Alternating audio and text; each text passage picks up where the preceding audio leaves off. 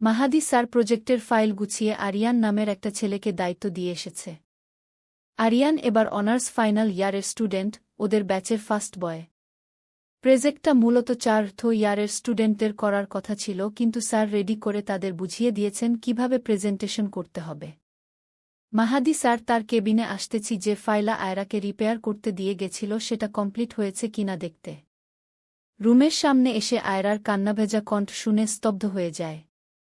তাই দরজায় দাঁড়িয়েছিল, কারণ সে চায়নি ওই মুহূর্তে কেবিনে ঢুকে তাকে দেখে আয়রা ইতস্তত হক।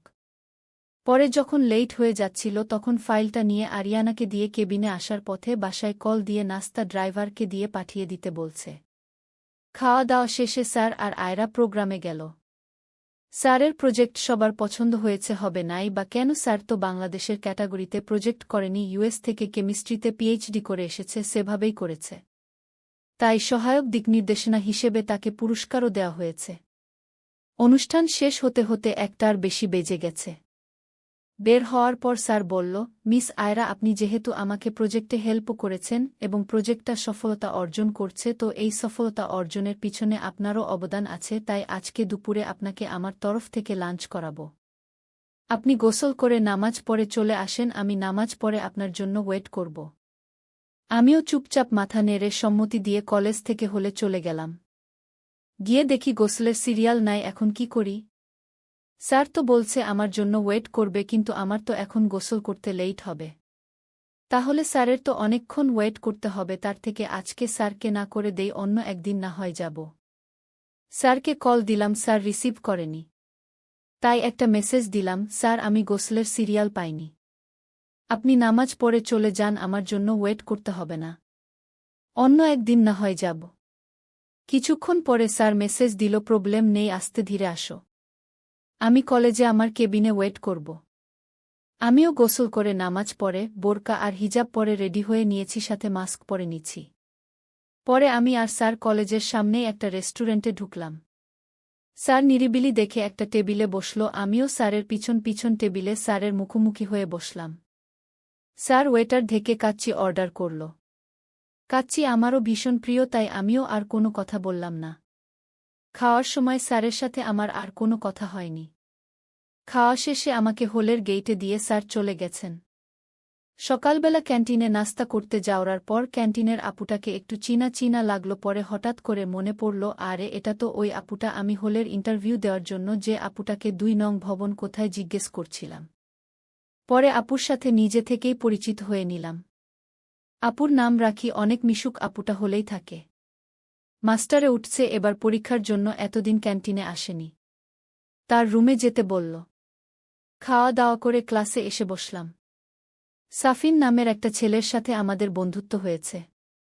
ছেলেটা অনেক সহজ সরল, তাই সবাই ওকে অনেক অবহেলা করত। বিষয়টা আমি প্রথমে নোটিশ করে আমি আগে থেকে ওর সাথে কথা বলি। আস্তে আস্তে তানিমা, মিতু ওরাও কথা বলে। মোটামুটি আমাদের এখন 4 জনের একটা গ্যাং বলা চলে। ক্লাস শুরু হওয়ার আগে আমরা 4 জন মিলে ক্লাসে আড্ডা দিচ্ছিলাম, হঠাৎ করে দিয়া এসে হাজির। এই মেয়েটা প্রথম দিন থেকেই আমাকে টেস মেরে কথা বলে। ওকে দেখলেই কেন জানি মেজাজ খারাপ হয়ে যায়। এসে বলে, এই তোমার মাহাদি স্যারের সাথে কি সম্পর্ক? স্যার কি হয় তোমার? এমনি আমি ওকে দেখতে পারি না, তার উপর এমন গা জ্বালানো কথা শুনে আরও মেজাজ খারাপ হয়ে গেছে। তোমার স্যারের সাথে যে সম্পর্ক, আমারও স্যারের সাথে সেই সম্পর্ক। স্যার তোমার যা হয় আমারও তাই হয়। আমি তো আর তোমার মতো ক্লাস শেষে স্যারের কেবিনে যেয়ে বসে থাকি না, সব সময় স্যারের সাথে চিপকে থাকি না। তো তুমিও থাকো না, কে নিষেধ করেছে তোমাকে? আর তোমার এত প্রবলেম হলে তুমি স্যারকে জিজ্ঞেস করো, আমাক কেন বলছ? হেই ইউ, তোমার সাহস কি করে হয় আমার সাথে এভাবে কথা বলার? তুমি জানো আমি কে? কার মেয়ের সাথে তুমি কথা বলতেছ, তোমার কোনো আইডিয়া আছে? অমাসে কি কথা তুমি জানো না তোমার বাবাকে? হায় হায়, এত বড় হয়েছ এখন নিজের বাবার পরিচয় জানো না? আজকেই যে তোমার আম্মুর কাছে জিজ্ঞেস করে নিবে কেমন? ইস, তোমার জন্য আমার সত্যি খুব খারাপ লাগেতে, চুহ চুহ চুহ, চোখ দুটো ছোট ছোট করে বললাম। আমার কথা শুনে পুরো ক্লাসে হাসির রোল পড়ে গেল। সবার হাসির জন্য ও অনেক অপমানিত হয়েছে। রেগে তেরে এসে আমাকে মারতে যাবে তার আগেই মাহাদি স্যার ক্লাসে ঢুকলেন, পুরো ক্লাস চুপ হয়ে গেল। দিয়ার আগে দাঁত খিচিয়ে ওর জায়গায় চলে গেল। স্যারের মতো ক্লাস শুরু করল। দিয়া আর মিতু ক্লাস ক্যাপ্টেন। আমি এসব ঝামেলায় জড়াতে চাইনি, তাই আমার পরিবর্তে মিতুকে দাঁড় করিয়েছি। টিফিন টাইমে আমি স্যারের কেবিনে যাচ্ছিলাম, তখন দেখি ওরা দুইজন মাহাদি স্যারের সাথে কথা বলছে। মিতু আমাকে বলছিল টিফিন টাইমে স্যারকে আমাদের প্রাইভেট পড়ানোর জন্য রিকোয়েস্ট করবে। আমি আর দাঁড়ালাম না, কারণ যা হবে পরে তো মিতুর থেকে শুনতেই পাব। রাতে ঠিকমতো ঘুম হয়নি, তাই অনেক মাথা ব্যথা করতেছিল, তাই স্যারের কেবিনে যেয়ে চেয়ারে বসে টেবিলের উপর মাথা এলিয়ে দিলাম। কখন ঘুমিয়েছি টের পাইনি, স্যারের ডাকে হকচকিয়ে উঠে পড়লাম।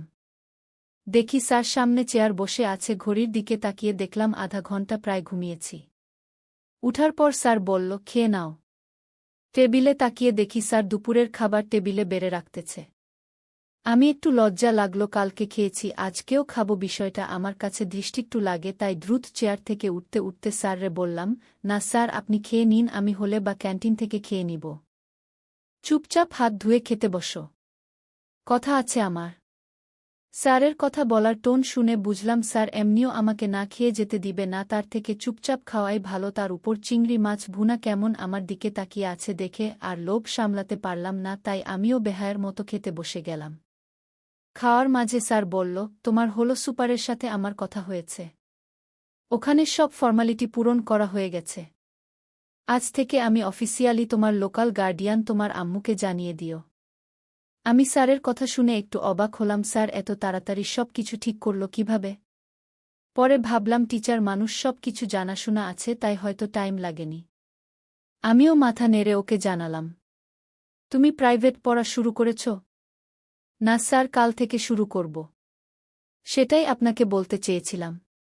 ওকে টাইম বলো। স্যার, সকালে 2টা আর ক্লাস শেষে আপনি আর হীরা স্যারের কাছে ইংরেজি পড়ব। হীরা স্যার কি কলেজে পড়াবেন? না স্যার, স্যারের কোচিংয়ে যেয়ে পড়তে হবে। ওকে। শোনো, কাল থেকে সকালে আমার কেবিনে আসতে হবে না। প্রাইভেট পড়ে ক্লাসে যেও। শুধু টিফিন টাইমে আসলেই হবে। আর তুমি দুপুরের লাঞ্চ এখানেই করবে প্রতিদিন, মনে রেখো।